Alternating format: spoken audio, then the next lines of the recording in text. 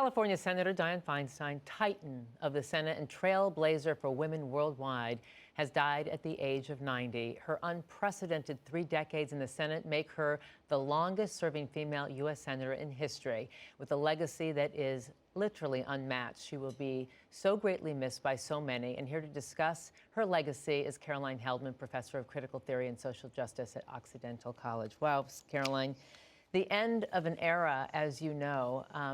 A woman of so many firsts, the first woman mayor of San Francisco, first county board of supervisor, first U.S. Senator from California.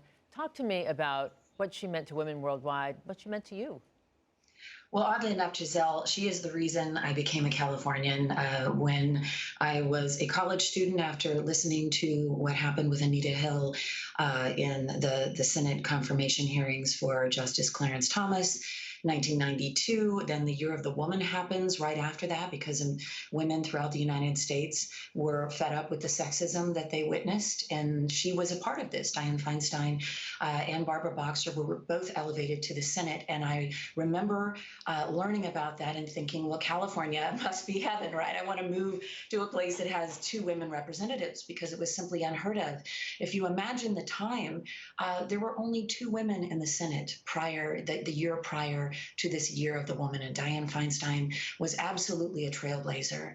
She passed Barbara Mikulski to hold the record for the longest serving woman in the Senate, and during that period of time, she represented precisely what I think a lot of young women and girls wanted to be, which was a very level-headed, moderate, very staunch in her passion and her beliefs, a very effective senator. And that's why she was elevated to so many leadership positions. She absolutely will be missed. Yeah, and she is known for so many legislative achievements. We've talked about them, whether it was in the environment, desert protections, climate change, women's rights. But she was also a very vocal advocate for gun control measures. She authored literally the assault ban in 1994. President Clinton signed that into law then. Also a big supporter of the Violence Against Women Act. Talk to me about what you think her greatest legislative achievements are. When I think of Feinstein, you think of 2, obviously the assault weapons ban and the origin of that, right, which is that she had 2 hours prior to the shooting of George Moscone and Harvey Milk, Diane Feinstein had actually told reporters that she was leaving politics, and then gunshots rang out. She runs down the hall. She's the first on the scene, right, with Moscone, who is lying there, and she witnesses this scene, and it will haunt her for years. She will propose assault weapons legislation that passes in 94. I was serving in Congress in 95. We remember this struggle and the fight to make that happen and then get it implemented. She laid the groundwork for common sense, reasonable gun control, and we seem to have lost that today. But anytime I'm talking about gun control or common sense legislation, I refer back to her work because it was groundbreaking.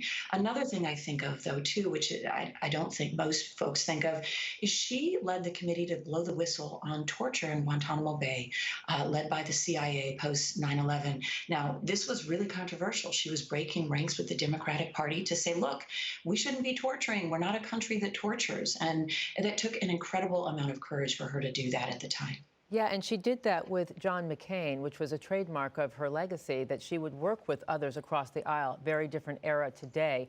And she was also in her later years, as she got sick, and did not want to step down. She continued to have those relationships and was often criticized by it, by progressives. How do you think that impacted her, and what message did that send to the body politique? Well, I remember in the Senate, as you're noting, she did like to work across the aisle, and she was heavily criticized for not going harder on Brett Kavanaugh during his hearings.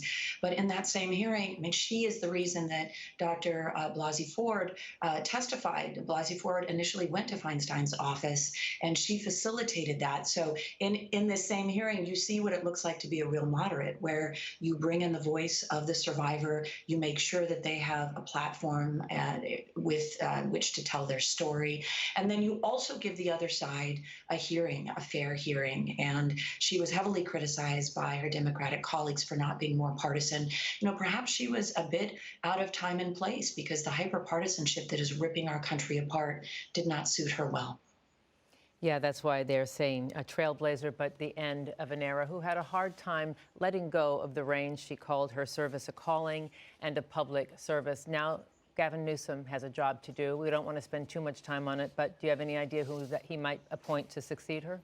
You know, Barbara Lee, or he has promised to appoint a Black woman to the Senate because we lost a Black woman with Vice President Kamala Harris. So let's see if that happens. Caroline Heldman, thank you for being with us on this sad day, remembering the life and legacy of Diane Feinstein. We'll be right back.